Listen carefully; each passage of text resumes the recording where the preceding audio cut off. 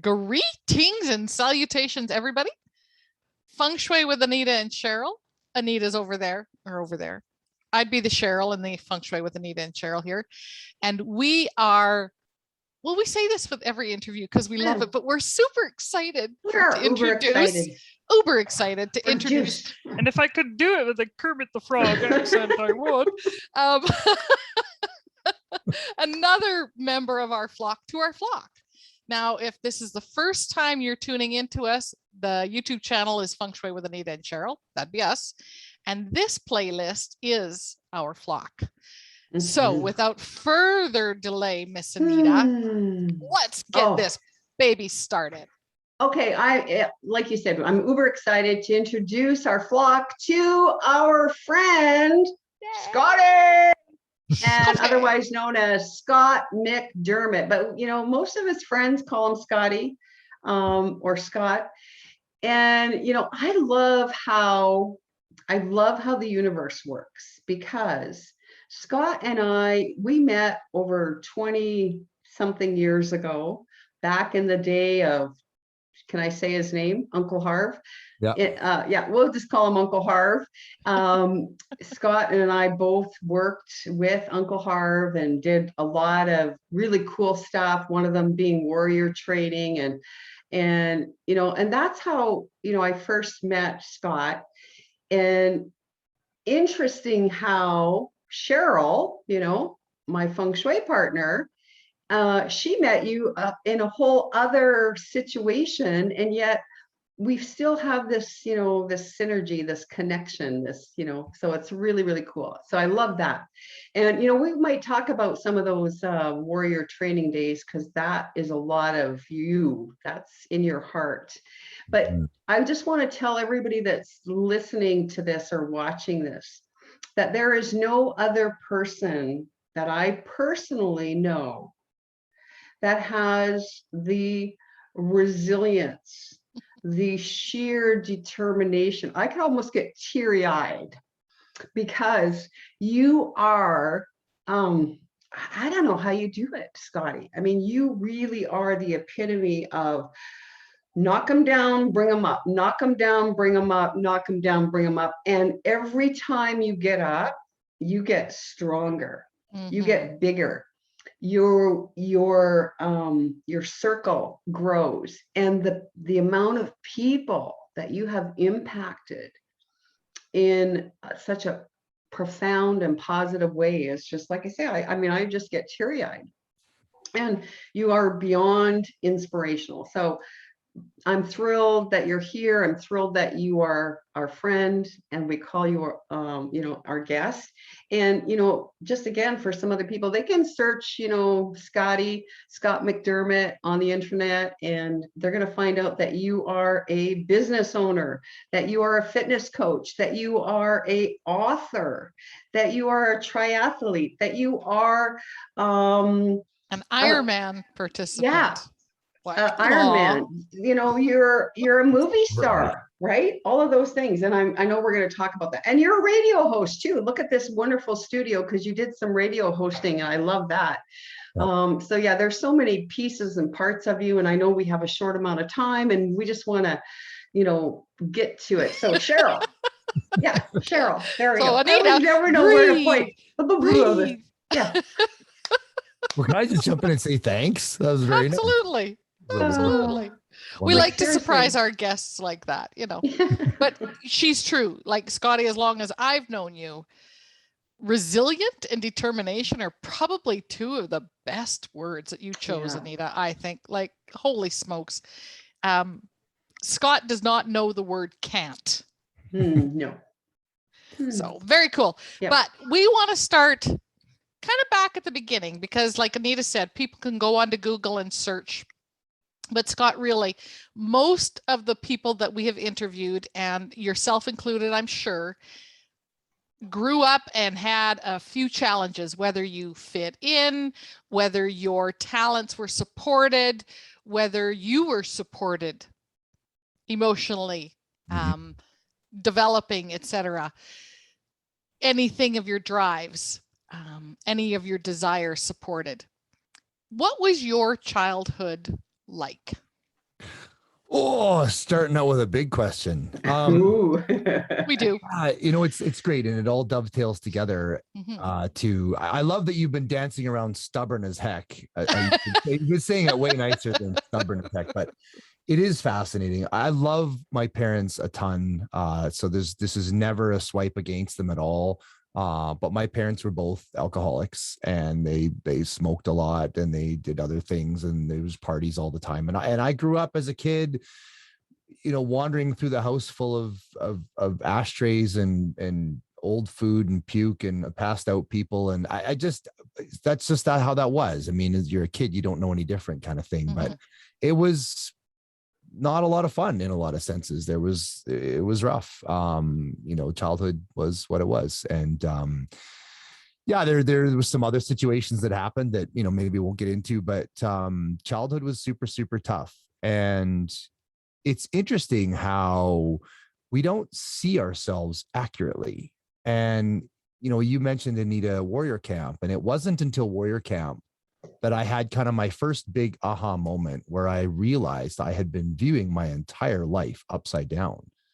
I looked at my whole life as you're a failure, you're a loser, nobody likes you, you're not good enough, you're not worthy of love, you're a piece of crap. Why don't you just go off and die? Like, I tried to commit suicide in grade 8, and I saw myself as a complete failure, and that my life would have been better if I was just a better person, if I was just a better kid, if I was taller, stronger, better, whatever. The whole thing was my fault. And I remember being at a Enlightened Warrior training camp, and there was one exercise which was super, super challenging.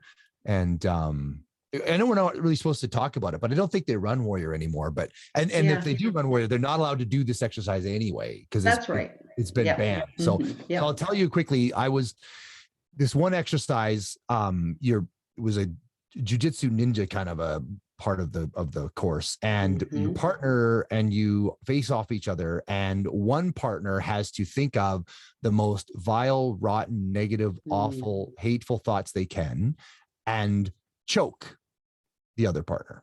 And the partner being choked has to think of the most loving and giving and wonderful and open things and be totally of love, so that you could overcome the hate. And I got choked to unconsciousness like almost 24 times I would just go unconscious. I would black out. Ron would choke me unconscious, and I would wake up and do it again.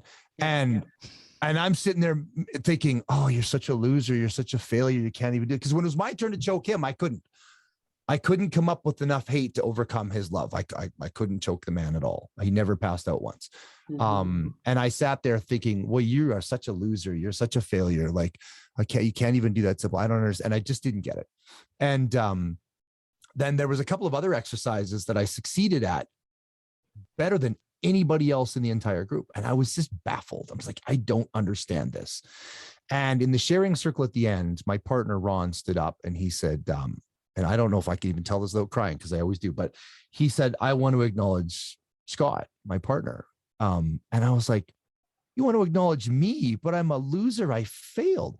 And he said, I've never seen a human being stand up so many times after being knocked down. I didn't want you to play anymore. And every time I knocked you unconscious, you stood up and you steadied yourself and you said, do it again. And I didn't want you to stand up anymore. I didn't want to, I've never seen anybody so strong. And I was like, oh my God. Wow. Do you think that's a life theme there, 100%. Scott? Yeah. 100%. It's like I had it all backwards. And that for the longest time, and even with learning that lesson, which is back in the late 90s, 2000, I still relearn it over and over again. I see my failures. And I stop, and I don't realize that the success is that I, like you said, I relentlessly never quit. And that's how I've made it to, you mentioned Ironman. Jokingly, Ironman's a short race for me. The race that I compete at is Ultraman, which is 2.5 times longer. Sorry. Yeah, no, that's fine. Nobody's ever heard of Ultraman, but Ultraman is a 10-kilometer swim, 426-kilometer bike, and 84.5K double marathon. And I've been 21st in the world. And the only reason I've been that successful is because I never Don't quit. It doesn't matter how hard it is. I just keep going because forward is a pace. And you know, this is so important that I think anybody could take that as an example and just say, you know what, if Scott can do it, right? If Scott cannot give up and never quit, then so can I. And so if anybody, you know, if they take nothing else from this whole thing, just put that in your little pocket there somewhere and keep it, because just that alone is enough to shift your energy, to shift your focus and your attention. And you know, when you talk about like your family and how you grew up and all of that, like obviously, you know, environment plays such a huge role in how the mind frick, right? That mind frick starts to take over and control our lives until we, thank goodness, have something happen in our life that springs us in a different direction so that we can view the world differently. So what was that moment for you, Scott? Like, what was that catalytic moment, that place, that space and time that took you from, you know, being a product of your environments to becoming a fitness coach, to becoming an owner of a very successful gym, and, you know, to being an ultraman and a triathlete? You know, what was that pivotal moment for you? That's a great question. There are so many of those pivotal moments. And the biggest one was at Warrior Camp, in that moment where my partner, Ron, shared that. And I realized, holy crap, I've been seeing this upside down. That was huge. That was massive. I can't say enough positive about Enlightened Warrior training. Those 4.5 days completely changed my life. But there were other times too, like after 13 years of architecture and, you know, running through life and stuff. And it's really easy to have a rough childhood. And I know thousands of people who have, but don't run with it as a victim thing. You're not a victim of that. It's just what happened, right? It's like, okay, well, that's, and I remember hearing over and over again, you know, be grateful because it makes you stronger and stuff. For the longest time, I didn't understand that, but I fully do now. It's made me who I am. It's made me very resilient and strong, and I never quit. And I'm very self-reliant. But I remember a time in the mid 90s, 97, my health was totaled. I was in architecture for 13 years. So I had, my father passed away when I was 16. He had an ulcer that ruptured and he bled to death internally, which obviously comes from that lifestyle to a degree. And I found teachers to be my mentors, and, you know, you can find mentors anywhere. And I had several key teachers that really helped me through figuring out the world a little bit. You know, after my dad passed away, my mom ended up in the hospital for liver poisoning and stuff. And so she kind of came around from that. But I was a little bit lost as a younger person. And so I found a lot of mentors in that realm. And I really found that was a key piece. And I remember in the late 90s there, I was fat and sick, and I was having all kinds of health issues, and none of the experts could figure out what was wrong with me. I just had a whole laundry list of problems, and I was exhausted all the time. I was 230 odd pounds. I had no strength. I would save all year for a ski trip, and I'd do one run and my legs were exhausted. And, you know, I was just a mess. I couldn't sleep at night. It was terrible. And I finally had a doctor say, after a bunch of different failed tests over a 6-month, 8-month period of time, he did a physical. And, you know, I said, look, I'm 29. This is ridiculous that this can't be what life is going to be. And he did all the stuff, and he said, kid, you need to start taking care of yourself. You need to eat right, exercise, and get some sleep and get rid of some stress, or you're not going to make it to 30.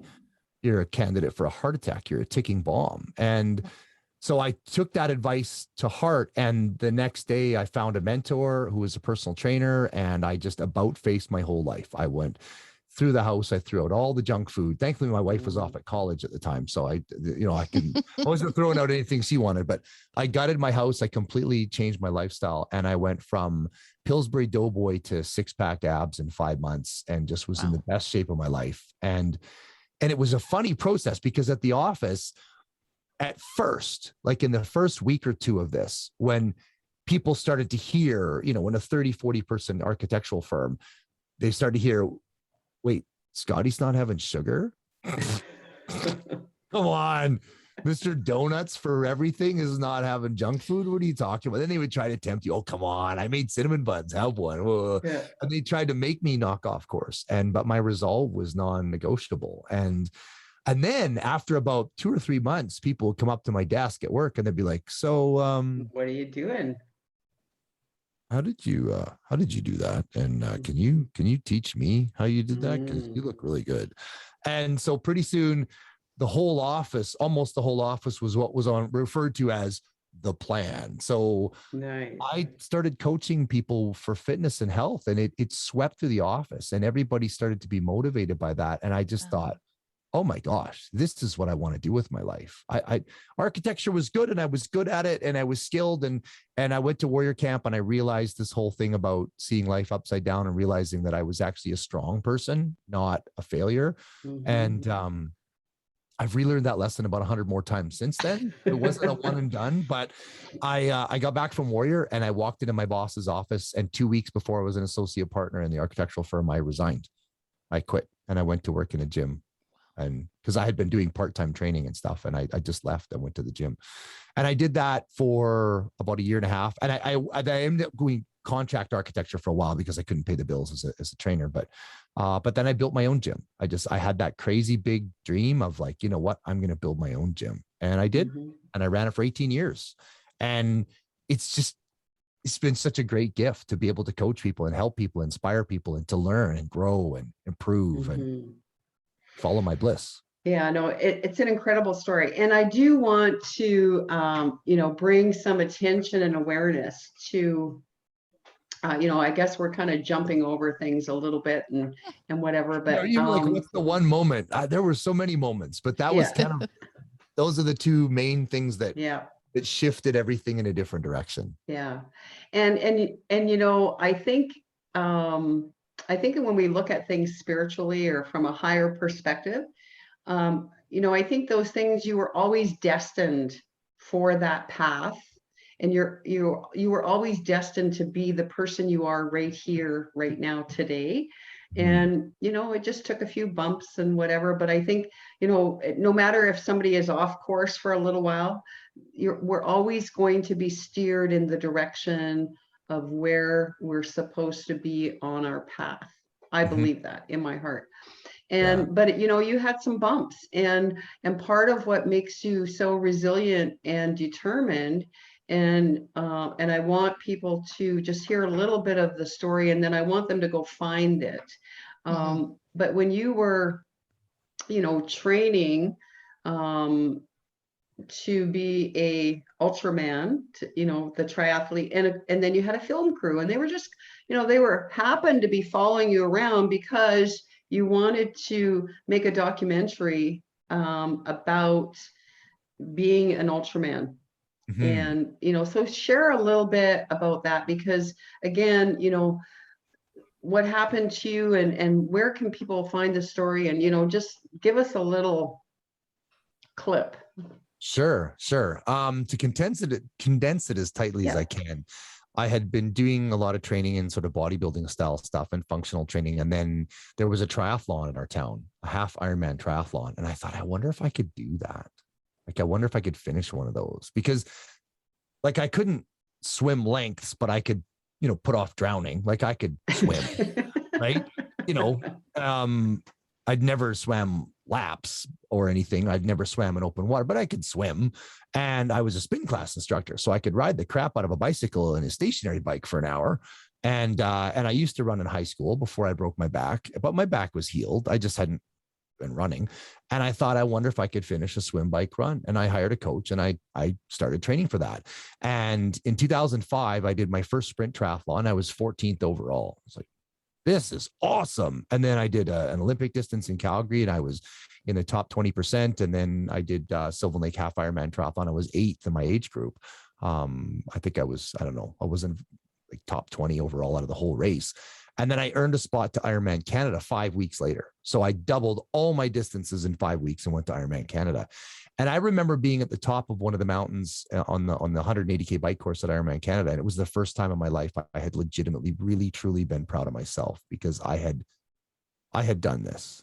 I had done all of this. I mean, even that when I got really fit and strong, I still, like, I didn't entirely get it, but it landed at Ironman. And then I heard about Ultraman, and I was like, that was, several years later. And I was like, those guys are nuts. Like, that's ridiculous. But then right up your alley. I know. But then my friend said, well, think about it. Like, once you get swimming, you could swim for quite a while, and you're a really good cyclist. Cause I was, and I was like, yeah, but a double marathon. He goes, yeah, but you run the first marathon in 4 hours, which you can do 3.5. So do 4 hours, take it easy.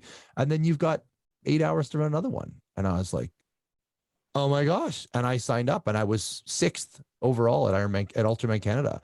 And I just loved it. And it's fascinating, because the reason we wanted to make a documentary is because when I stand at the starting line at Ultraman World Championships, and you look at all the men I'm racing against, they're gazelles.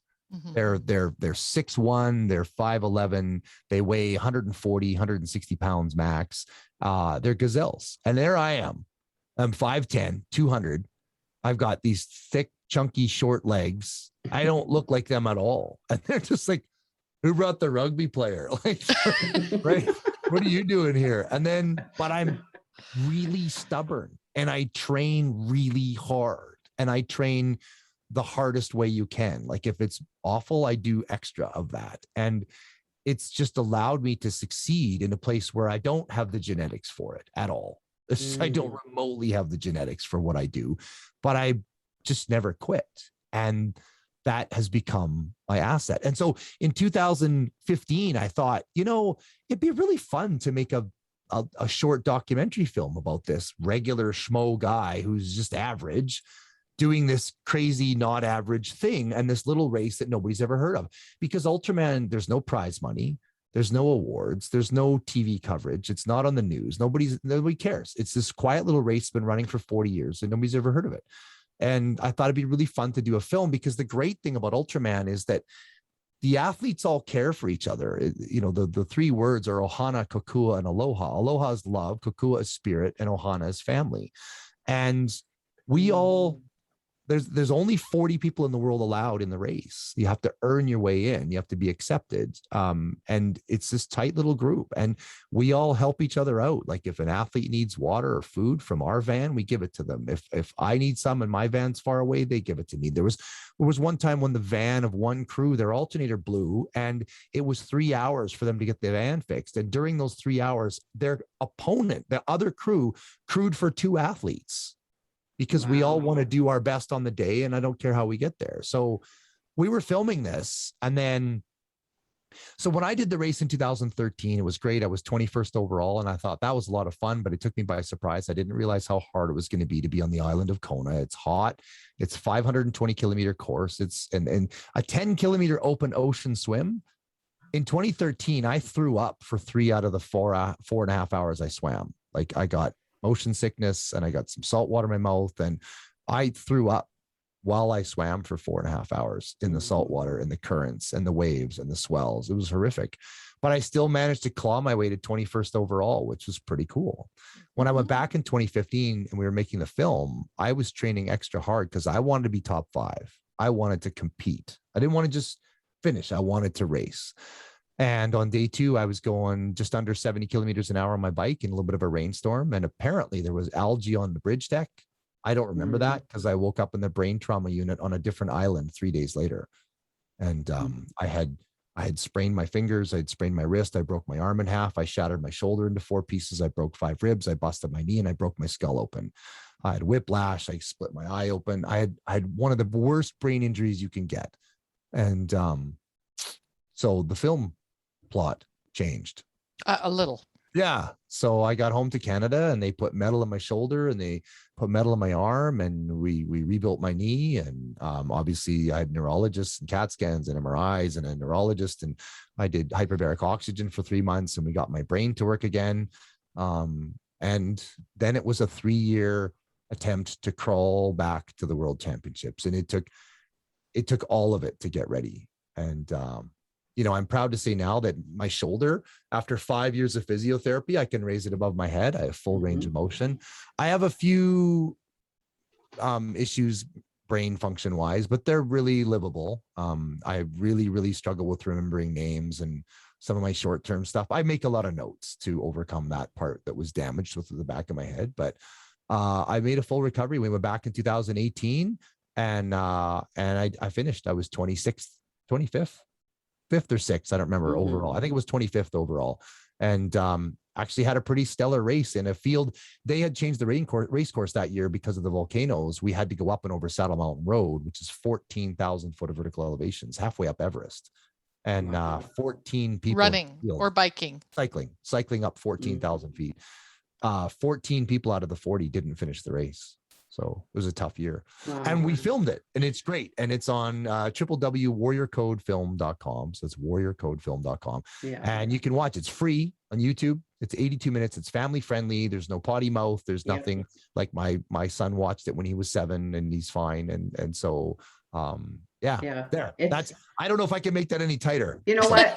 I highly recommend. And again, we're going to put all the links down below. So, definitely, it'll be one of those films that you watch and you're going to go, holy wow. Yeah. And the real miraculous thing here, Scott, is that you survived. Not only did you survive, but you are thriving, right? And so that's like that sheer determination. And I know Cheryl has another question, so I'll just. I do, because how quickly time flies. Whatever. Whatever. Well, Scott probably has things to do. So, in all of your things that you have gone through, there has been a person that has stood behind you, beside me, in front of me. We do need to acknowledge and have a little bit about the support that you have around you. 100%. Yeah, I have the most amazing wife. We've been married 29 years. We'll be 30 next year. Hillary is fantastic. She's I affectionately refer to her as my unsinkable Cheerio. She's just, she's fantastic. She's an amazing, amazing lady. She's my best friend. She's, it's a gift because we really get it. Like, we support each other. Like, she likes to sing in an a cappella group. And so I make sure that every time it's practice night that I take care of our son or do whatever I do so she can go off and practice. And when it's time to fly off to a competition or whatever, like, we just spend heaven on earth to make sure that works and she can just have her space to go. And, and in turn, obviously she supports me in the gift of my triathlon, because we both understand that she's her best human when she sings and I'm my best human when I race. And so we always support that of each other, because we realize that, like, I've had times when I've come home from work and running your own business is hard. It's sometimes it's toxic. It's incredibly stressful. It's incredibly difficult. And I've had times when I've come home from work, and I will paraphrase a little bit, but I basically walked through the door and went, she's like, how's your day? She's like, you need to go for a run. I'm like, I'm supposed to go for a run, but I don't have time to go for a run. You really need to go for a run. And I'm like, you're probably right. And I put on my running gear and I just go out for a little 10K and I come back and I pop in the door. I'm like, hey, and she goes, there's my husband. Like, so she gets it. She knows that. She knows you. That I'm better when I race. And, for all, like, if you get a picture of this amazing lady, like, she's at the finish line of day 2 with a 3.5-year-old kid who has ADHD, autism, Tourette's. He's an amazing boy, but he's 1,000 miles an hour and he's a ton. And they're waiting for dad to come across the finish line. And all of a sudden the race director comes up and says, Hillary, there's been an accident and Scott's on his way to the hospital and you need to come with me. Yeah. And she's steady as a rock. Yeah. And when she gets to the Waimea hospital, and it's like, well, we have to fly Scott to the brain trauma unit. And I'm all hooked up to things and I'm oozing and leaking from everywhere. And she's like, well, I can't go to another island. I've got I've got Kate in here. There's no way. And my best friend Lyle said, well, I'll go. And for her to keep her composure, she didn't break down. She didn't lose it. She was the mother for our son that needed to be solid and strong. And she was, and she never wavered. And even when we got home, like she just was, because I mean, now she had 2 toddlers to take care of. Like because I couldn't do anything. I was slurring my words. I couldn't remember stuff. I couldn't think straight. I was a mess. She had to help put me to bed. I had wounds and dressings to change constantly. I was, leaking. It was awful. And she was just steady as a rock the whole time. Yeah. She's a beautiful woman. We love her too. We love her too. And yeah. I'm going to keep her for another week. Oh, good. We're happy to hear that. That's the saying we have in our family. 1 week at a time. Yeah. She says that to me all the time. Too funny. For another week. So before we wrap up, Scott, and I think I know the answer to this question because he's a little mini you. What do you do for fun? Like what fills you up and gets you excited, and just share with us, because everything so far has been serious and a lot of work, but you're not in balance when you're always in that space. Right. That's true. So what juices you up? I don't know if it juices me up, but what I do for balance is I love to watch movies, a great fun movie, especially cartoons with my son, and snuggle on the couch and watch great movies. He gets so excited. He jumps up and down on the couch. He can't even contain himself. And I love to build Lego with my son. He's got more Lego than Toys R Us. And I will admit we have spoiled him flat rotten. And I love to just hang out with my son and play Lego, or we go for a bike ride together. We've got a tandem bike. And so that way we can go for long bike rides together and stuff. But I love to watch movies with him and just snuggle on the couch. And I love to read stories to him. A lot of what I love to do to balance involves my family, my son, but yeah. And there might be one other thing, and you can share if you want to or not, but I remember the first time that I came over to your home, you and Hillary, we were actually looking at had me come in and we did a Feng Shui assessment. You remember that way back when, way before Caden and all of that. And there was something parked in your garage, and I was like, I was uber impressed by it, right?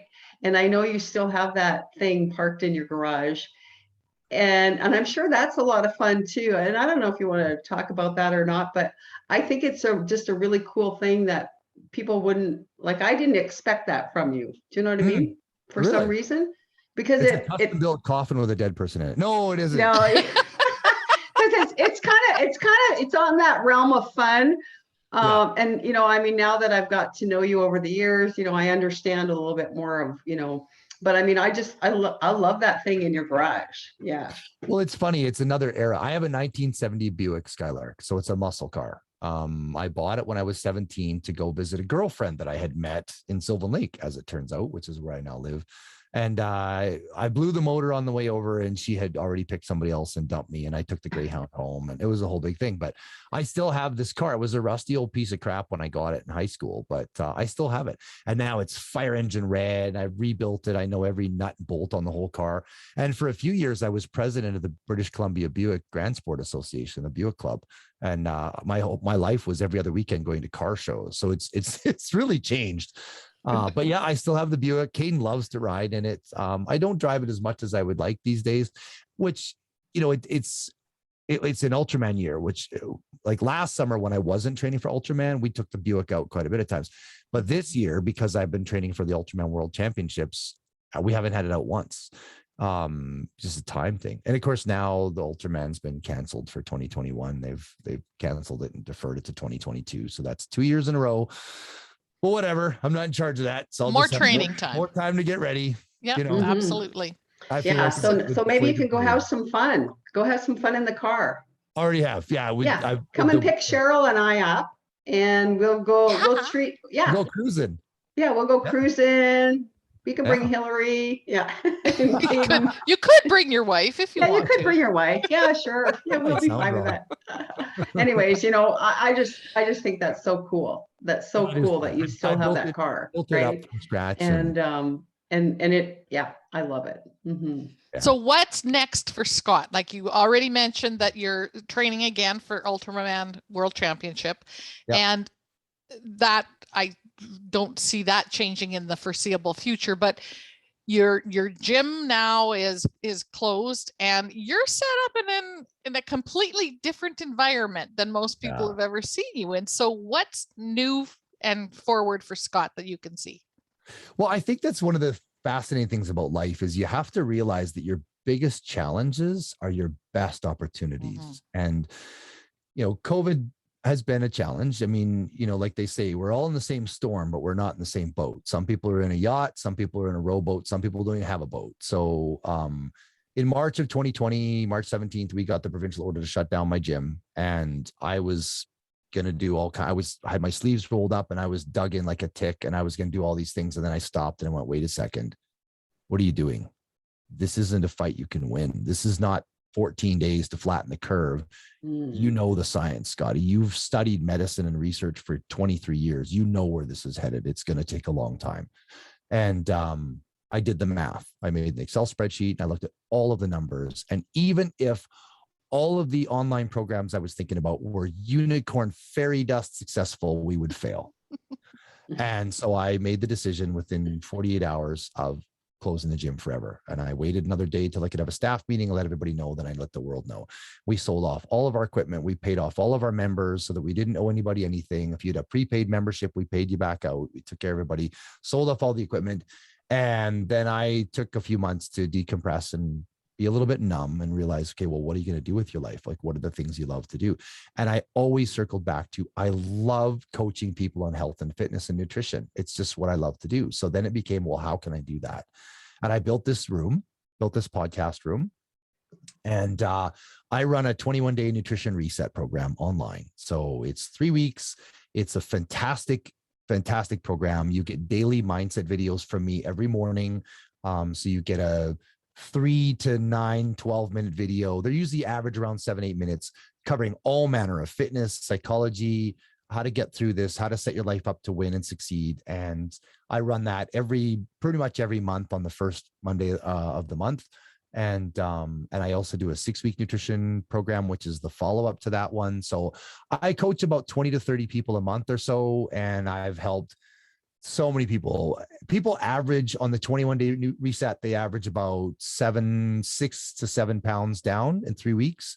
And the people that stick with it, I've got people that I've got one guy, he's been almost 3 months and he's just over 50 pounds dropped. The mayor of Sylvan dropped over 40. I've got people in the 20s. So I get to help people actually better now than I did when I owned the gym, because of course, when I owned the gym, I was HR, I was marketing. You were running a business. I was running a business. I didn't get to do the part that I love the most, which is helping people with their fitness and nutrition. So I get to do that. And I've also been hired to do keynote speeches. So I've got a couple of talks that I do on various different elements of structure and motivation and nutrition.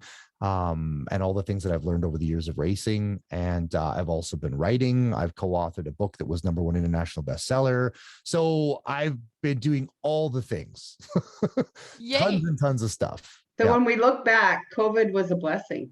100%. It was the greatest gift. Yeah. Am I concerned about the world being a little unglued right now? Sure. But there's a gift in everything. You just have to find it. You just have to look for it. Sometimes you got to look pretty hard, but yeah, the world is still good. People are still good. We're going to be fine. We're going to get through this.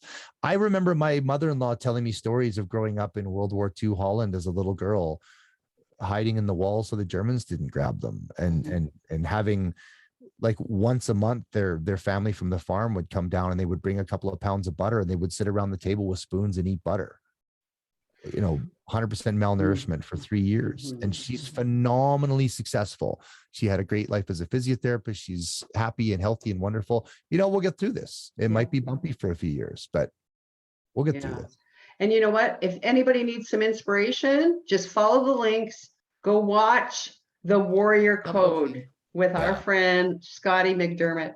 And Scott, you know, from my heart to yours, thank you. Thank you. You're welcome. Yeah, you're very welcome. We do need to end with at least one. Oh. You At want least Kermit? one Kermit. Yeah. Bring the Hey, all, puppet. Kermit the Frog here, reporting to you live from the Cheryl and Anita show. What do we call a F.L.A.W.C training? And that's a bit of a strange acronym. There's been a couple of things thrown around, but It's even more funny if I grab the puppet, but I won't. Okay, grab get the the puppet. Grab the puppet. We got time. We're the flock, the F.L.A.W.C, Fruit Loop and Wind Chime Club. yeah, thank you very much, Cheryl and Anita. It's been really fun being on the show, and I really appreciate it. I just want to say, yeah, thanks for having me here. Mhm. Love it. Better with the Love, puppet. love right? it. It does.